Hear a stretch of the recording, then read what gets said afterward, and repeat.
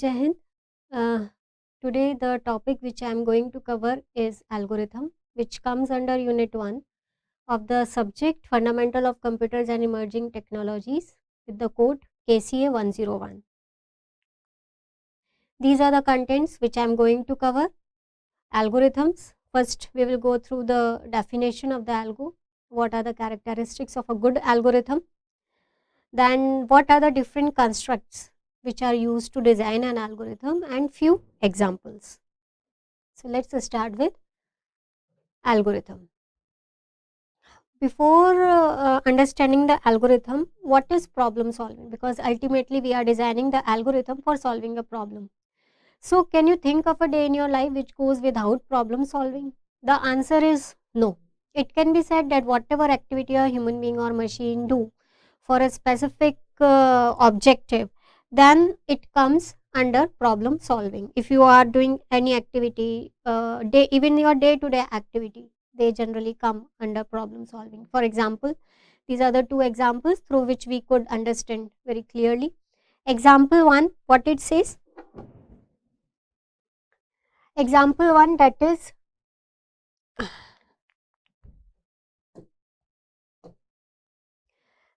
is if you are watching a news channel on your TV and you want to change it to a sports channel, then you need to do something. Okay, what is that thing? That is, you will move to that channel by pressing the channel number on your remote. So again, it is a problem solving, that you are having a problem that you want to switch, and how you solve it with the help of a remote control. Another example is, one Monday morning, a student is ready to go to school, but yet she has not picked up those books and copies which are required according to the timetable of that day. So when he pick up the books and copies according to the timetable, then again it comes under problem solving. So with these two examples, you can see that whatever activity you are performing in day to day, all these things, they come under problem solving. If someone asks to you what is the time now, then you will see your watch and tell him the time. Again, it is a kind of a problem solving. Then some students in a class, they plan to go on a picnic, they decide the destination, they decide the venue, they decide what kind of things they need to bring. So they need to calculate the expenses accordingly. So they are calculating the expenses and distributing this total value among themselves. Then it is a problem solving. So we can broadly say that problem is a kind of barrier to achieve something, and problem solving is a process to get that barrier removed by performing some activities, and these activities, they need to be sequential. Here it is necessary to mention that all the problems in the world cannot be solved. There are certain problems in the world which you cannot solve, and there are some problems which have no solution, and these problems, they are called as open problems. So if you are given a problem, then first you will identify whether it is an open problem or not. If it is not an open problem, then you have to write the sequence of steps. Now these sequences of steps which you are going to write to solve that particular problem, that is, what are the sequence of steps you are doing to perform the activity to solve that particular problem? It is writing an algorithm for that particular problem. So before going to problem algorithm part, what is program development life cycle? When we want to develop a program using any programming language, then we follow a sequence of steps. These steps are called phases in developing that program, and it is known by software development life cycle generally, and it comprises of the steps or phases that are used to develop that particular software or program. So a program development life cycle, generally it consists of 6 phases: problem definition, analysis, algorithm development, and then comes coding and documentation part. After that, once you written the code, you go for the testing part, and later on maintenance part. So here problem definition, first you will identify that what is the problem, what is the nature of the problem. Then you analyze the things, that is you do certain kind of R&D, what are the things you require to solve that problem. And once you have analyzed the things, you have gathered the user requirements, then you go for the algorithm development part. Once you have generated algorithm for all those sub problems which you need to solve this larger problem, then you go for the coding part. After coding, you need to go for write certain documents, manual kind of thing. Then you go for the testing and debugging part, and the last phase is the maintenance phase. In some now this particular kind of thing goes on and on. Why on and on it is going on? Because there are certain problems. Once you go for the maintenance part, that might be some problem statement got some new user requirement come, then your problem definition got changed, then again you have to repeat all these steps. So problem definition, in this phase we define the problem statement and we decide the boundaries of the problem. In this phase we need to understand the problem statement, its requirement, what kind of output we will get, what kind of input is given. Then problem analysis, here we determine the requirements, like what kind of variables we are going to use, what are the functions need to be performed to solve that problem. That means we gather the required resources to solve the problem in the problem definition phase. We also determine the bounds of the boundary, that is once we have decided the boundary, then we need to decide that what's the basis of that particular boundary, that is a limitation part. Then algorithm development, during this phase we develop a step-by-step procedure to solve that problem.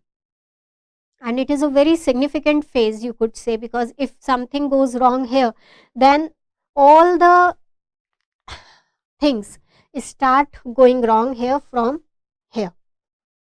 Your output, you will not get the correct output, or you will get the anomalies in your software and so on.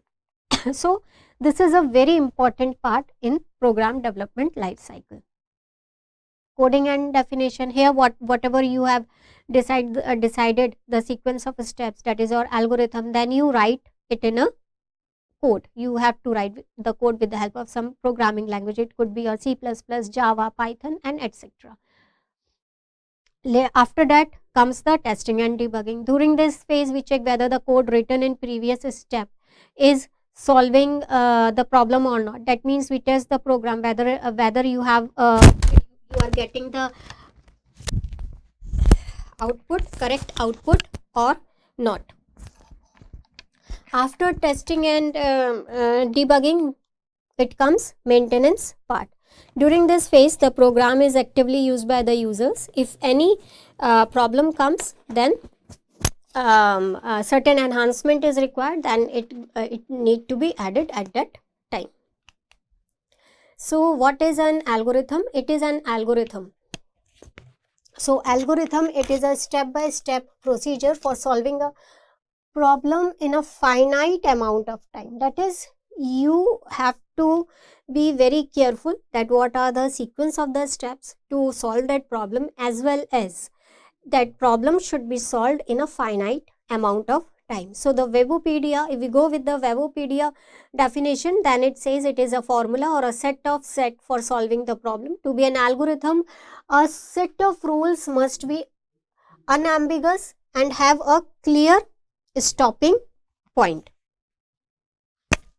There may be more than one way to solve the problem. So the you could say there may be more than one algorithm for solving a problem. For example, you want to go from location A to location B, then maybe there are multiple paths to reach to that particular point, that is from A to B.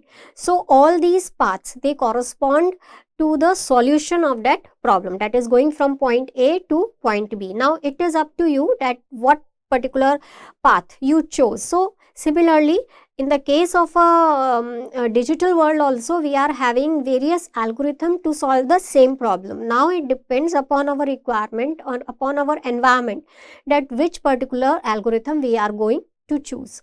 Now, if we define an algorithm, now what it says, it is a sequence of activities to be processed for getting desired output from a given input. So, what we can derive from this particular statement, getting specified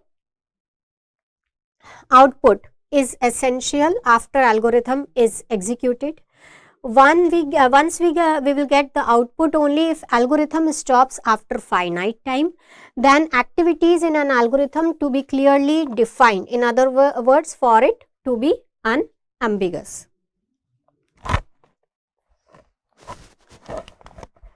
So, there are certain properties of an algorithm.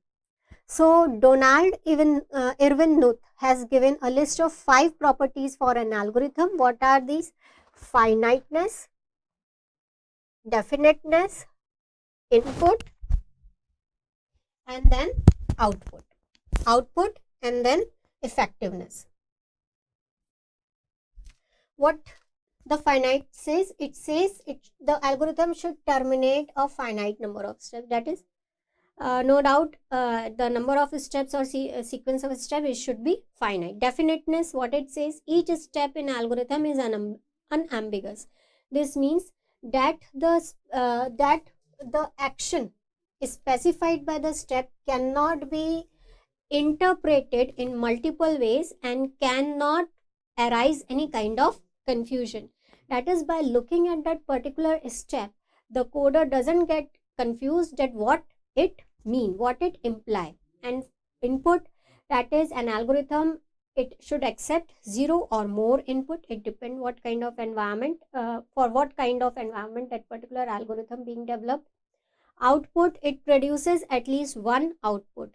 And then effectiveness, that is, it consists of basic instructions that are realizable in the real environment.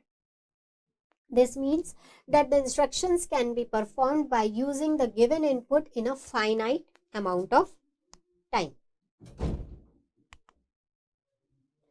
Now, earlier we have seen that for solving a problem we could have multiple algorithms. Then the question comes that which algorithm is best. For this, we need to go on the analysis part of the algorithm, and the analysis, we can do the analysis of an algorithm in 2 ways. One with respect to time efficiency, and another one is with respect to the space efficiency. What the time efficiency says, that the time complexity of an algorithm is the amount of computer needed to run to completion. That is, how much time that algorithm is going to take on that particular machine. Space efficiency, that is how much space that algorithm, that is all the variables which we are going to use in that algorithm, how much space, all those variables, all those temporary locations, buffers, they are required. So space complexity, it is the amount of memory it need to run to completion of a program. And generally there is a trade-off kind of thing between time efficiency and space efficiency. We can never say, okay, this algorithm is very good on the part of time as well as space. Either it is good in terms of time or in terms of space. Now, according to our requirement, we will see that whether we are going for the time efficiency or whether we are going for the space efficiency. So, what are the conventions which are used in algorithm? First, algorithm need to be given some name. If we want to give certain introductory comment, then we can give, for example, if I want to add 2 variables, then I can give the name of the algorithm, that is sum. That is my algorithm name. Introductory statement, that is comment, I can say this algo performs addition of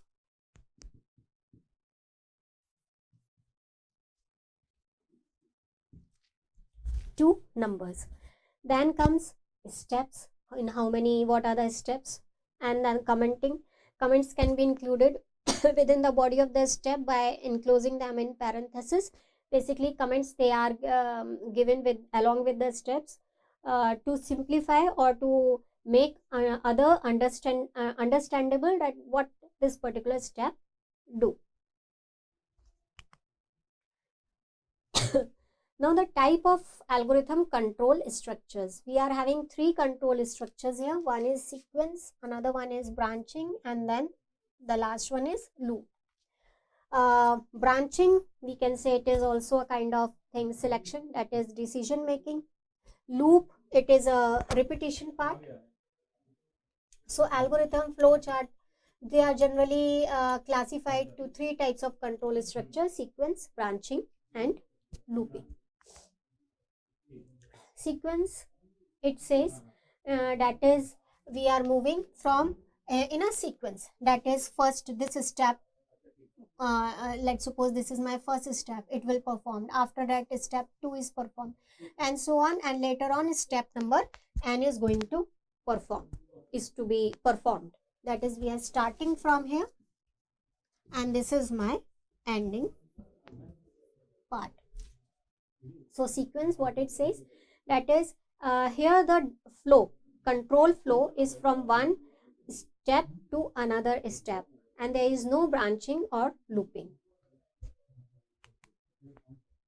Decision construct, what it says that we need to make certain decisions, that is if this, otherwise this, if else kind of thing. For example, if I am saying that if the number is odd, I have to print number is odd, otherwise I have to print number is even. So I have to make a decision on some condition. Now what how this branching is represented, how the control is flowing, here we are just starting, here I am checking some condition. Now this diamond shape, it represents, that is we need to check the condition here. Now when we are checking a condition, only two possibilities would be there. One is true and another one is false. If true, then this statements, this is a block of statement. It can be a single statement or it could be a group of statements. They need to be performed, and then the control comes here. If the thing is false, then the control is in this direction. This is a single if. Another one is if else. Here in the false part, I am not performing any kind of action, but there are certain problems where we need to perform some action. In that case, here we are having if else kind of thing, that is double selection we need to be taken. Here the single selection is there, here we are having double selection. Now again we are checking some condition. On the basis of the condition, now we are having only two paths, either false or true. If it is true, then this need to be done. If it is false, then this need to be done. Either the program is flowing in this direction or in this direction. So this is your decision construct. What is loop construct? Sometimes there are certain problems which says that we have to repeat certain actions again and again until certain condition is satisfied. When we are having such kind of problems, then how we solve this? Here we are having, again we have to check the condition, either the condition is true or false. If the condition is true, then this particular set of statements, they need to be performed, and then the flow again comes to this condition part. Again the condition is rechecked. If it is true, then again these statements, they need to be performed. Again we come with the condition. This thing is repeating again and again until the condition becomes false. As soon as the condition becomes false, we come out of this loop and the control start flowing in this direction towards the another set of instructions. So the sequence is exemplified by the sequence of statements placed one after the other. The one above or before another gets executed first. Now what the branching refers, it refers to a binary decision based on some condition. If the condition is true, then one of the two branches is explored. If the condition is false, the other alternative is to be taken. This is usually represented by the if-then construct in pseudocodes and programs. This structure is also known as selection structure. Loop, it allows a statement or a sequence of statements to be repeatedly executed based on some loop condition. It is represented by the while and for construct in most of the programming languages. that is on the part of the programming language for unbounded loops and bounded loops. Now, what is unbounded loops? It refers to those whose number of iteration depends on the eventuality that the termination condition is satisfied.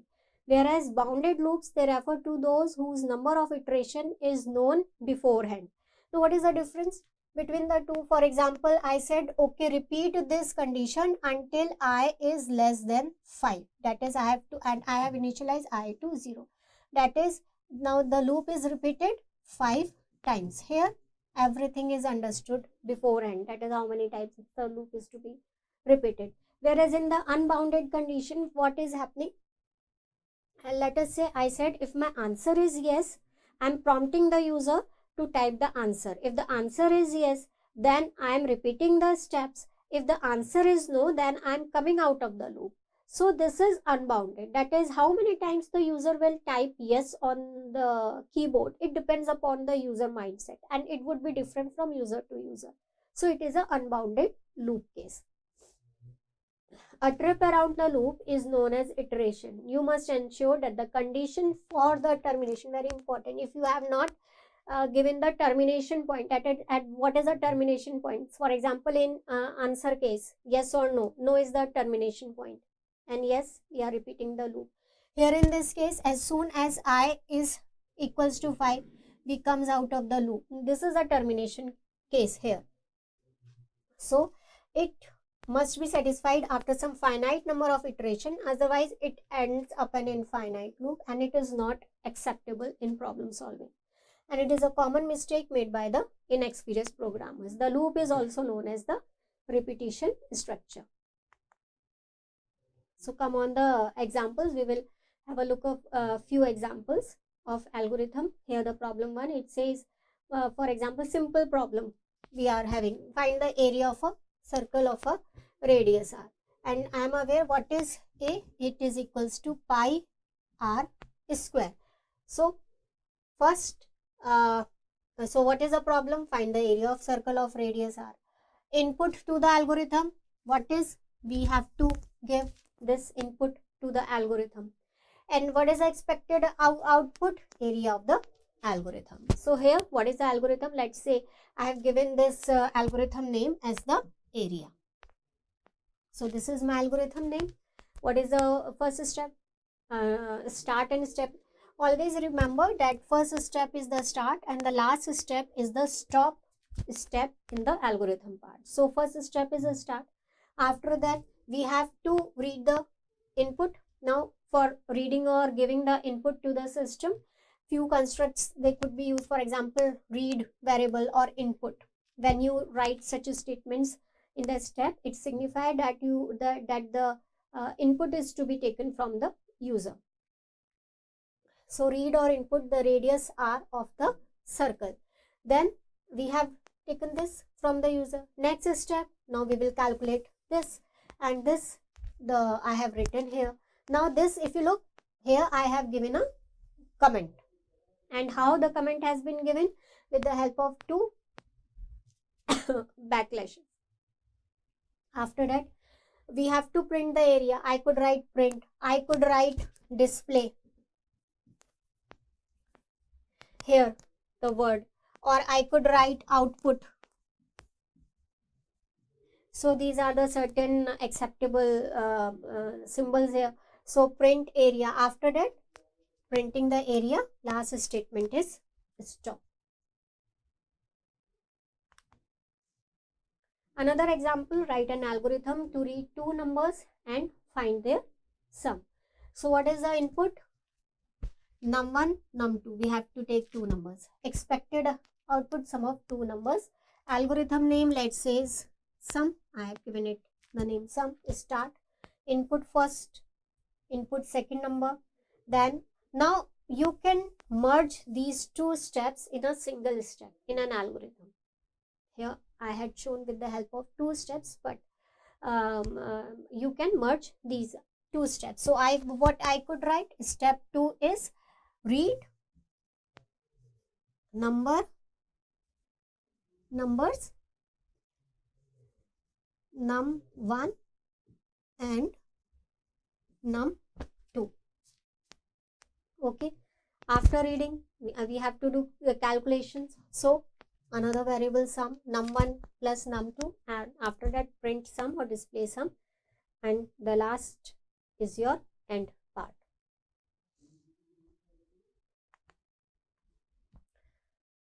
Another, convert temperature Fahrenheit to Celsius. Simple. It is again in all these three. What is the control flow? It is sequence in all these three. No looping, no branching has come yet. Again in this case, flow is in a sequence from one step to another step, and we are not skipping any step either, and neither we are repeating any step here. Again, this is a sequence. Here we are giving start, then I am reading temperature in Fahrenheit, that is F. After that we are feeding the things F into this formula, and then printing the temperature in Celsius, and the last step is end.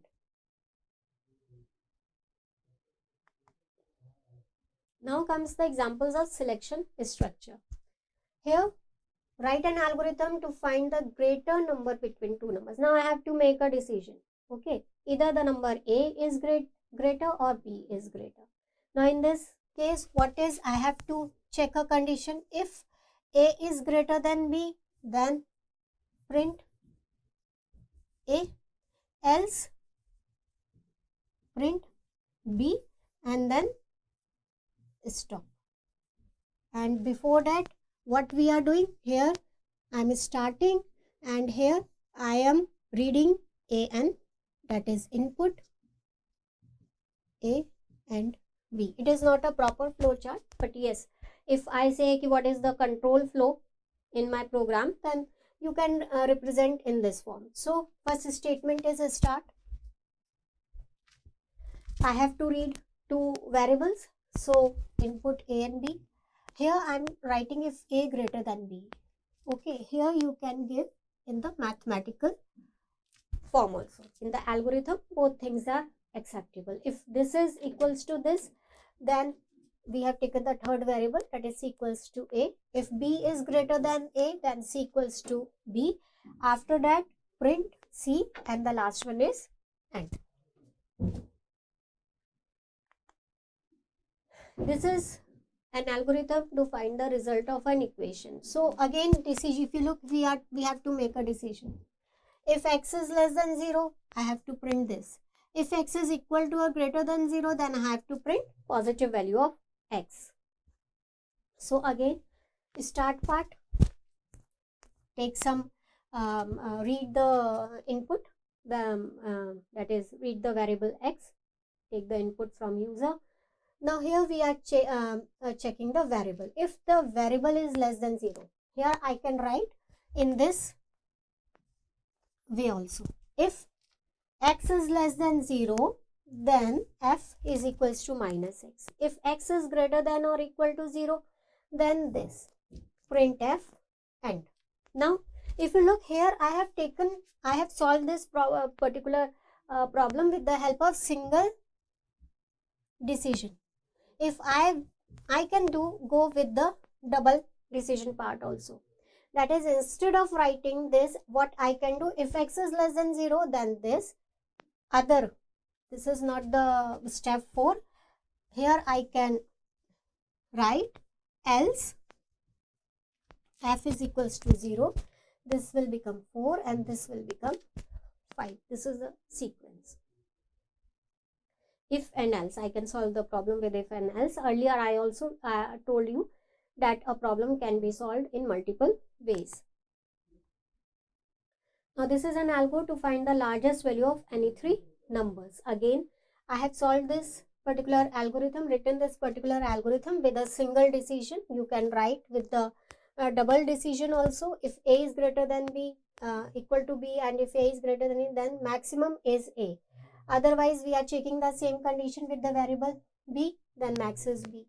If again we are checking C with the other two variables, then print C. So what is the max value? It depends upon these three things. What is going to be the final output? We are printing the final output. Now the examples of loop structure. So an algorithm to calculate even numbers between 0 and 19. Look here, even number. So here we are going with the if part also. So first step is a start. Here this is similar to I equals to 0. I can use such constructs also in my algorithm. So write I in the standard output. I am displaying what is an I here. Then I equals to I plus 2. If I is less than equals to 98, then go to line 3. That is how I have represented my loop with the help of go to statement. Go to line 3 and here the things are going on in the repetition manner. This is another, that is which gets a natural value and as its input and calculate odd numbers equal to or less than n, then write them in the standard output. Same thing, but here n is being taken from the user and how the repetition has been shown with the help of go to line 4. Few more algorithm basics, that is the decision constructs if then else, if proposition then process. Example, if today is Wednesday then collect pay. The decision can also be stated as if proposition then process 1 else process 2. And the repetition constructs repeat and while loop. That is, the repetition takes two forms, the repeat loop and the while loop. The repeat loop is used to iterate or repeat a process or sequence of a processes until some condition becomes true. It has a general form, that is repeat step m plus 1 until condition is true, or we can use while condition then repeat steps m to n. This is another example where we have used the construct, that is algo to draw flowchart to calculate the factorial of a number n. So here I have used the while construct. While this, then repeat step 6 through, yani these two steps have to be repeated. After that we have to print these two values, that is print n and factor.